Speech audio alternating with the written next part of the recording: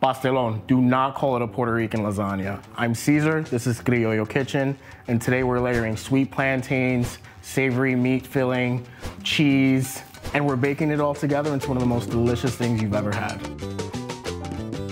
All right, so let's talk plantains. You wanna get the ripest plantains you can find at the store, but you wanna find something yellow with a lot of black spots. These are gonna be a little less sweet. This is gonna be more sweet. So you're gonna find recipes that use the green, unripe plantain, things like mofongo, tostones, but for something like this, we want sweetness. So we're gonna use what people call maduros.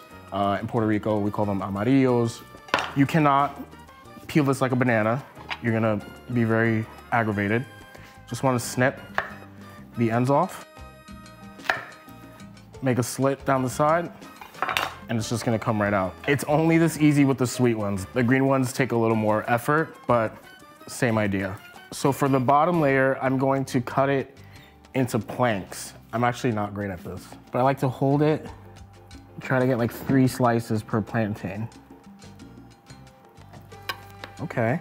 See, she's a little thick, so I could even go, I could get 2 out of this one. So you can actually get like 4 per plantain. Watch your hands, but this is just gonna help stabilize you, especially if it's really ripe.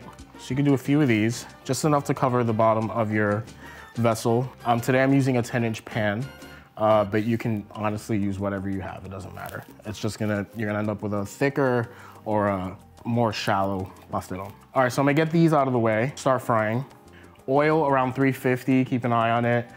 So there's a Puerto Rican chef that was on public television that I would watch growing up named Daisy Martinez. She grew up in the same neighborhood as I did. And she would make her pastelón really beautifully. That always stuck with me. So since then, I always make mine that way. And basically what I'm gonna do is I'm gonna shingle the top. So it's gonna be really beautiful. So at a diagonal, I'm gonna cut my plantains. And then drop those in as well, and I'm gonna keep going with my bottom and top layers. So for those of you that don't know what a New Rican is a New York born or a New York raised Puerto Rican. New York City has a very big and old Puerto Rican diaspora. My family came to New York City in the 50s and 60s, but our connection with home has always been really strong, especially through food. What you want to look for when you're frying plantains, obviously, is the color.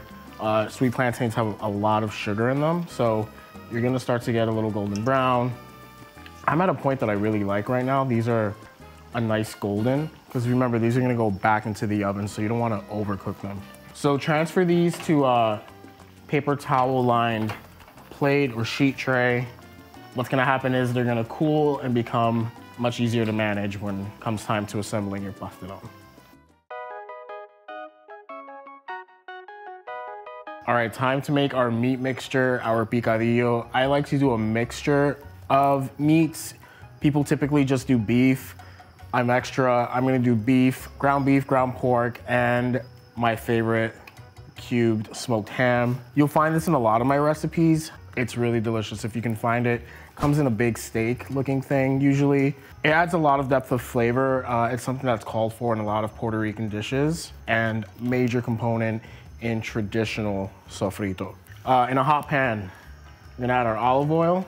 She's smoking ham, our shallots, and our red bell peppers. If you notice, I like things really chunky. I like a lot of texture. I also visually really enjoy how it looks. You can go finer if you want. Our ham and peppers have some nice color on it, some nice caramelization. Let's go in with our tomato paste. And the secret with tomato paste, you wanna cook it off. And what this is gonna do, this is gonna caramelize the tomato paste. There's a lot of sugar in tomato paste, as well as all the other ingredients. If your pan is looking a little ashy, feel free to add a little more oil. I'm gonna go in with our ground pork and our ground beef.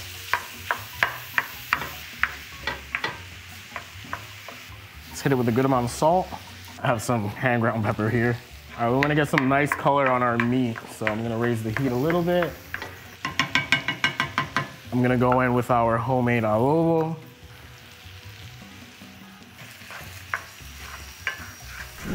So let's talk about adobo for a little bit. Adobo is something you're gonna find called for in a lot of Puerto Rican food. Typically, this is something that you can buy pre-made in a store, but a lot of people also make it at home, and everyone's gonna make it a little differently. So the way I like to do adobo, here I have salt, garlic powder, onion powder, freshly cracked black pepper. I have dried thyme, dried oregano. I have a little bit of cumin, smoked Spanish paprika, a little turmeric, brown sugar, and a little MSG. Give it a good stir. These are your homemade adobo. You can add, you can subtract. I just really love that you can control what goes into it. This can hang out in your pantry. It's gonna last you forever. Also, in a mortar and pestle, this is my baby. Every Caribbean kitchen has one of these. If you don't have one, this is gonna be your best friend. To this, I'm gonna add garlic. These are called ají dulce. These are a small sweet pepper. They look like habaneros. They look spicy. They're sweet, not spicy at all. I like to just rip them, seeds and all. That's where all the flavor is. Into your pilon. A few sprigs of culantro, AKA recao. This is also known as sawtooth coriander, shadow benny. Goes by a lot of names. In Puerto Rico, we call it recao. So I'm just gonna rip some into here. And then along with its shire cousin, cilantro. If you don't like cilantro, you're really not gonna taste it the way you think you are. When it cooks, it changes. It's not gonna taste like soap. I really like to do a little fresh oregano. Just strip it, then give it a good bash.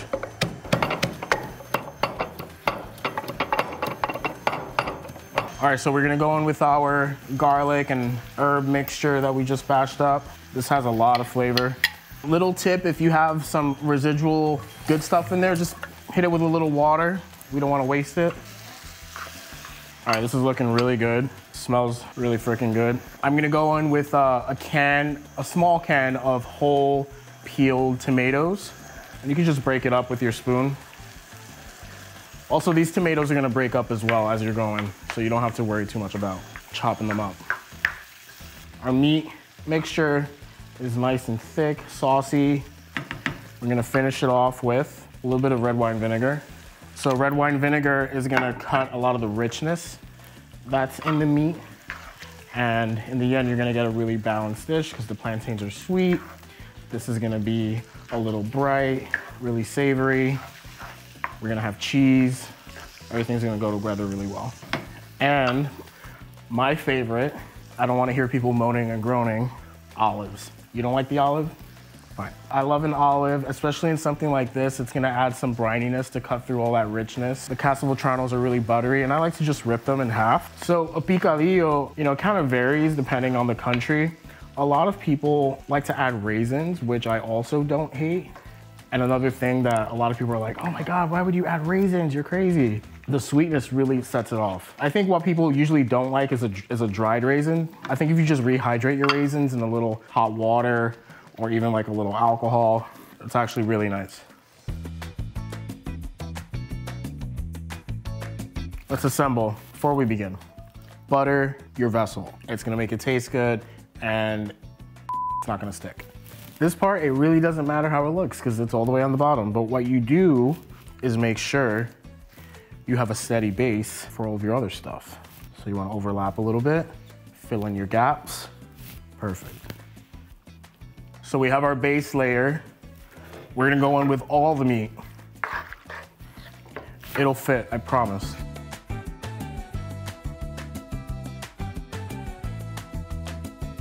Now for our mozzarella. You could do mozzarella, you could do cheddar, you could do a mixture. I just like the mozzarella. So here I have 2 cups of mozzarella cheese. And you wanna know something? I bought the bag pre-shredded. I don't care. We're gonna shingle our plantains on top. And what you wanna do is, you're just gonna go all the way around. This is totally optional. You don't have to do this.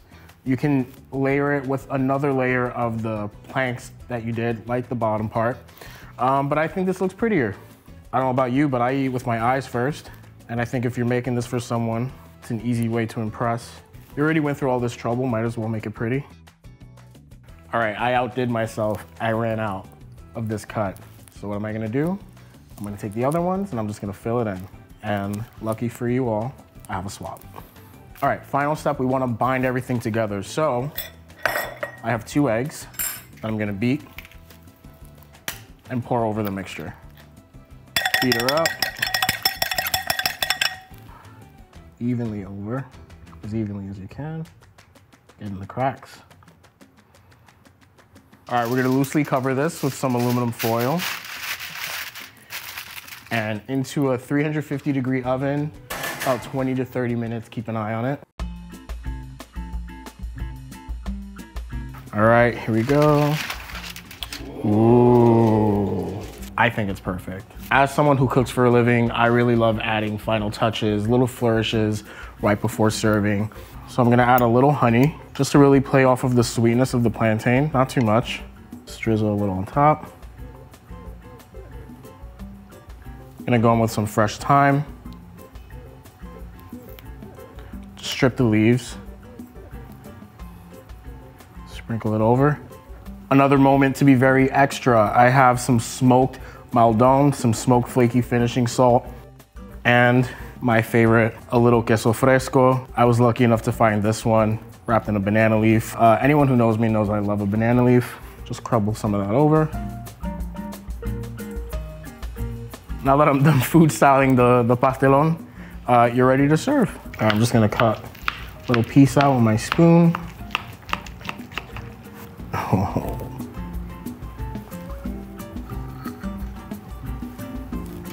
All right, let's taste.